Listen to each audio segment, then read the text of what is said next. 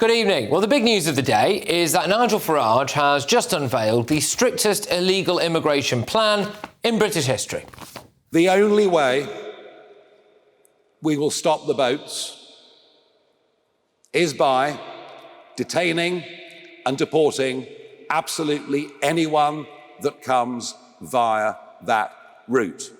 And if we do that, the boats will stop coming within days, because there would be no incentive to pay a trafficker to get into this country. If you come to the UK illegally, you will be detained and deported and never, ever allowed to stay, period. Well, here is that plan, right? So deport 600,000 people in Reform's first term. Build detention sites with a capacity of 24,000 within the first 18 months of office. Leave the ECHR. Repeal the Human Rights Act. Disapply the Refugee Convention for 5 years. On top of that, they're going to do returns deals with countries like Afghanistan and Eritrea. They're going to detain and deport women and children as well. They're going to use overseas territories like the Ascension Islands for overflow if necessary. They're also going to deport visa overstayers and make tearing up your identity documents a criminal offence. Now, Nigel Farage says that the British public have had enough, and he's right.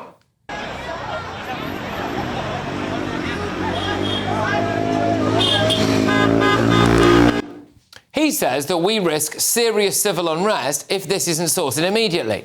And he's right.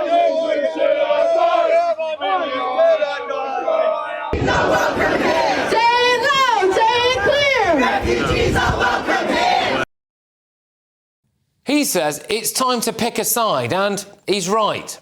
And all of it really poses one big fundamental question.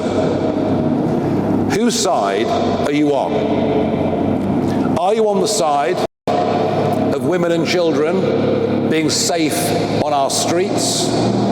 Or are you on the side of outdated international treaties backed up by a series of dubious courts? And you've got people like the CEO of Care for Calais crying about it on Sky News. I noticed that Nigel Farage brushed off quite quickly the question about women and children. He said, well, 3/4 of them are young men. Well, actually, that makes 25% of them women and children. What is going to happen to them? What happens about unaccompanied minors? Are they going to be deported? And deported where? To where? How? I mean, is a plane load going to land in Syria? Is it going to land with former members of the Afghan National Army in Afghanistan and hand them straight over to the Taliban? I mean, firstly, that guy obviously did not listen to Nigel Farage's speech because he addressed those things. However, that bloke doesn't seem to see a problem with people illegally crossing loads of countries to break into Britain. But gosh, the idea of sending someone back to Afghanistan, it's impossible. Cry harder, mate, all right? Just on that deal with the Taliban, look, it's unpalatable to many people, and I get that. But so is this.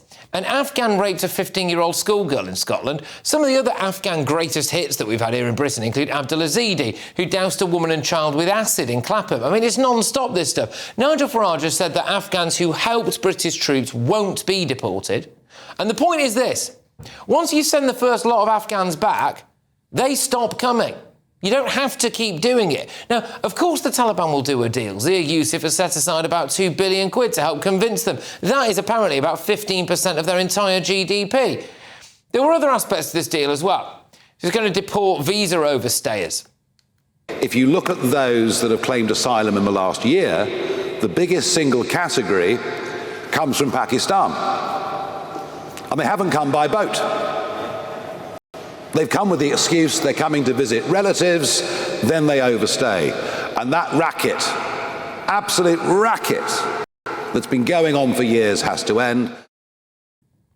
Yeah, he wants to put Brits at the top of the housing waiting list and ensure that they are the first in the queue for benefits. People on the left are calling it extreme. People like Lib Dem leader Ed Davey. Looks like Nigel Farage wants to follow his hero Vladimir Putin and pull out of the EHCR. I think Winston Churchill would be turning in his grave at that. The truth is, it was Farage's Brexit that caused the small boats. Before Brexit, we could send back any illegal immigrant coming over in a small boat. Actually, Nigel Farage should have apologised today. I mean, there's so much to go out there, isn't there? But we haven't got the time. I'll just say how pathetic he is. Firstly, though, it's not actually extreme. It's normal.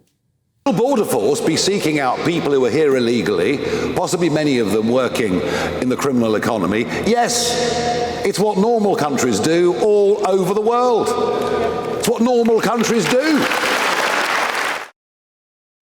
Secondly, now Labour are actually copying him. So they have now said today, after Farage finished speaking, that they will consider doing deals with Afghanistan and Eritrea. Terrible news for the Labour MPs that were very quick to go on social media earlier on, saying that not only was this unpalatable, but it couldn't be done. I mean, one of their ministers, Matthew Pennycook, told this to GBNews.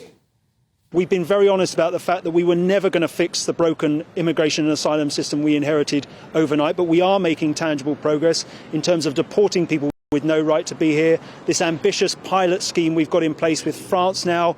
Asylum seekers have been detained under it. We'll see removals to France in the coming week. But when it comes to the ECHR, we don't think it's in our national interest to withdraw completely, put ourselves in the same camp as two other countries, Russia and Belarus. But that is not to say that we don't think the convention needs reform.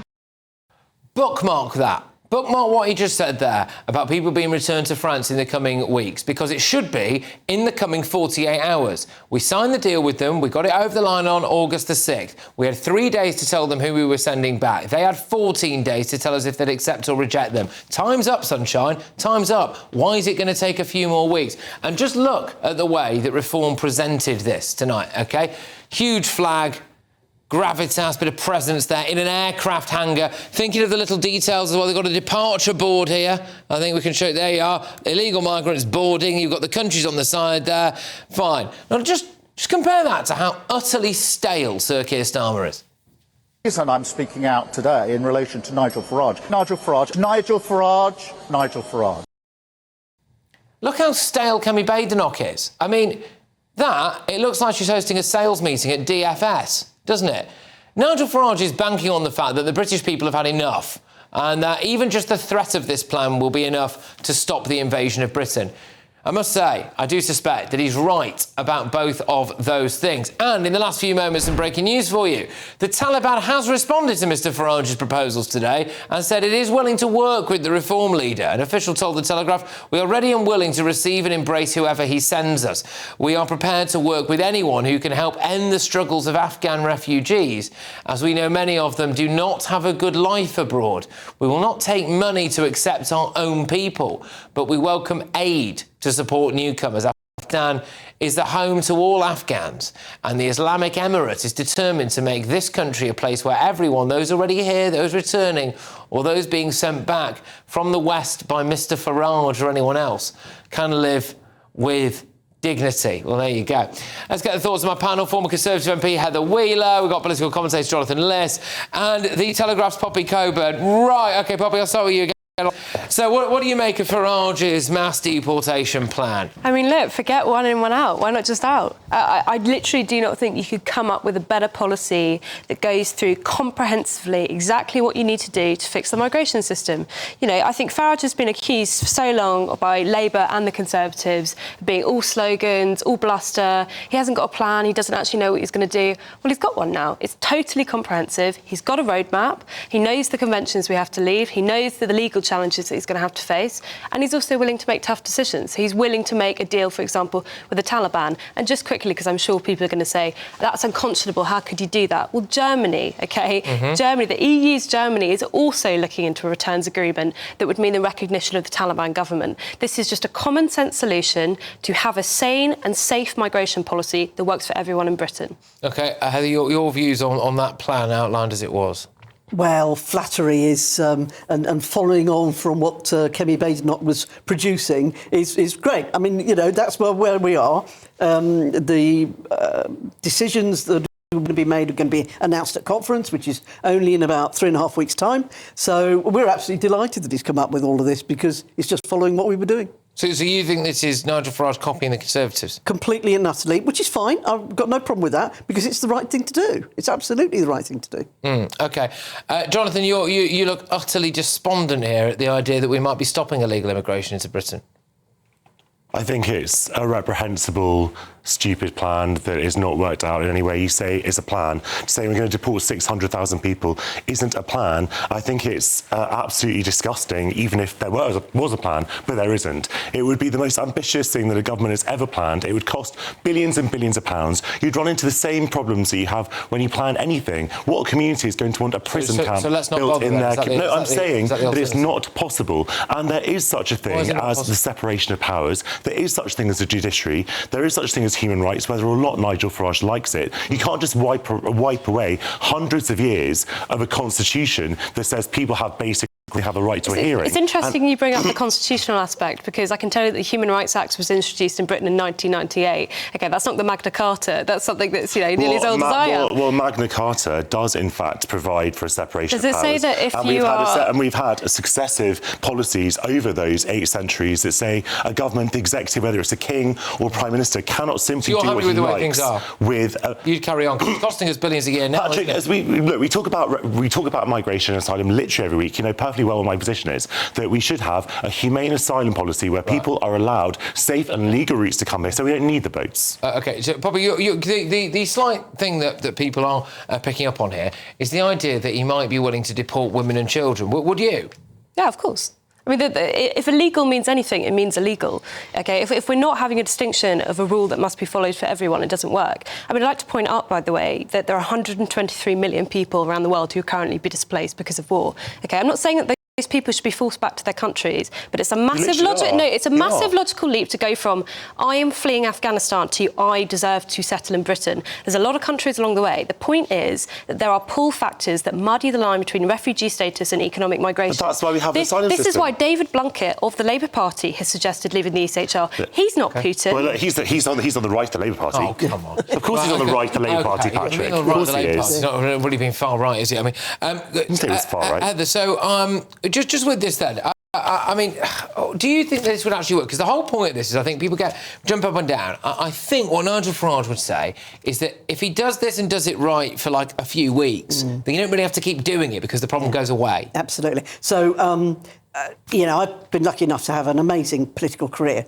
One of the weirdest and incredible things I did was go out to the Congo to look at where the refugees from the Lord's Resistance Army were being based. 2,500 in a camp. And it was spotless. And there was absolutely no trouble whatsoever. They did not leave that camp. And the Congo were looking after them because they were, in effect, fighting in Rwanda. I mean, these were really horrible people. I mean, genuinely bad people. But they were contained. People in the villages around felt completely safe. So we don't know how many of these people coming over in the boats are bad people. We just don't know. Heather, you can understand that people are not exactly going to trust your party on this, given that it was under 14 years of Conservative rule that the asylum situation, because it is obviously a problem, everyone agrees it's a problem, it kind of was completely ballooned. So why would anyone trust your party? Well, the answer is we're coming up with ideas right now. No, because you can see Farage coming, you're trying to outflank him. Should we just kiss Starmer? Because didn't he sign a letter to keep foreign offenders in Britain? Patrick, as I've said to you many, many times, I do not support the Labour policy on migration. And I also think... you support the one where he signed the letter to keep the foreign criminals in Britain? I also think that there is such a thing as a Good Friday Agreement. Do you just want to answer and that? Also, I don't know what letter you're talking about. Okay, but there is also such a thing as a Good Friday Agreement and the agreement with the EU, which demand that we are part of the European Convention of Human Rights. So if you want to sort of compromise peace in Northern Ireland and also get a no-deal Brexit, then that's something that we should talk about. OK, so is that a problem? Because that is the line that's coming out. If we scrap the ECHR, we scrap the Good Friday Agreement. Is that a problem for you, Poppy, or not? I mean, obviously it's going to be problematic, but I think it's far more problematic to ignore the issue that's now polling as the #1 most important issue in the country. OK, it's been important to people for 25 years. There is no choice anymore. You don't get to moralise to people. You don't get to tell them that they're wrong. People have been very, very clear. It's destroyed the Conservative Party. It's currently destroying the Labour Party. It's going to make Nigel Farage Prime Minister. So I think we all just need to make peace with the fact that this is the only sensible way forward. You need to have a proper migration policy and a proper refugee policy for the 21st century. On that, then, Heather, where are the Tories, or where should they be, in your opinion, on the ECHR? Because there are benefits to the ECHR. We kind of said that through gritted teeth, but there are, and the reform plan is to scrap it all. Would it lead to a war again on the island of Ireland? There are problems. Let's not be silly about this. The idea of a completely free border between Northern Ireland and Southern Ireland is going to be put at risk. The Northern Ireland people don't want a border, and we say to the Southern Ireland people, if you don't like it, well, you pay for a border, and it's as simple as that. But that won't help matters. It'll actually make things worse. But in the short term, I think we need to absolutely look and see what Denmark are doing. Absolutely look and see what Sweden are doing. Absolutely look and see what Germany are doing. Well, none of them are pulling out the ECHR, that's for sure. Well, they're getting derogations left, right and centre from it. So absolutely. If you want to talk about things that have destabilised Northern Ireland as well, I mean, Ballymena recently had loads of riots over the placement of refugees in HMOs. If you want to talk about the most destabilising force in Britain right now, it's the placement of people in asylum hotels and HMOs across the country. If you don't fix that, you're going to have more protests. But Ballymena had race riots. I don't think that we should sort of see those as legitimate somehow. I'm not saying it's legitimate, I'm saying they happened. Yes, and plenty of bad things happen, and we shouldn't sort of simply be in hock to them. And the other thing, Patrick, to say is that in this plan, we're going to send people back to countries that are not safe by any means. The Taliban, we fought the Taliban, and now we're going to give them billions of pounds and send people right into their arms. Make that make sense. Yeah, but you know what and Sudan is currently gripped by civil war. We're going to send people back there as well, are we? I'm sorry, but people do care about young Britain British has a girls refugee in playgrounds across the country being videoed, being raped, being sexually assaulted by men. They are raped. They're raped by British people. 85% of white British people. 85% of cases. But I can't. We can deal with that. We can deal with anything. Deal with that. I really have a problem with the idea of Afghan rapists, raping a 15-year-old girl in Scotland. I have a problem with that, and I'm sorry, but if the price to pay to stop that is to send a few people back to Afghanistan, I don't know how many people out there care Britain about takes that. far fewer asylum seekers than comparable European countries. Those other European countries, they manage the situation. They are not leaving the ECHR. The only countries have left that are Russia and Belarus, and we cannot it's say destabilising every single European country. It's literally destabilising every single European country 10 years ago that did not have a hard right party now has one because of the asylum issue. It will destroy any political party that ignores it. Do you think? I mean, obviously, a lifelong Conservative. I kind of expect what you're going to say here, but. You look at that from Nigel Farage today. Do you think that's the election now? It's his to lose? I think it's helpful that he's finally brought out a plan because he's been talking about it for 4 months and he hasn't done it before. The fact that the plan is actually based on our bill that we put in that they didn't vote for, unbelievable. But, I think we can all push in the same direction on this one. I genuinely do. All right. Well, there we go. I suppose the proof will be in the pudding, won't it, really? But, yeah, loads more to come.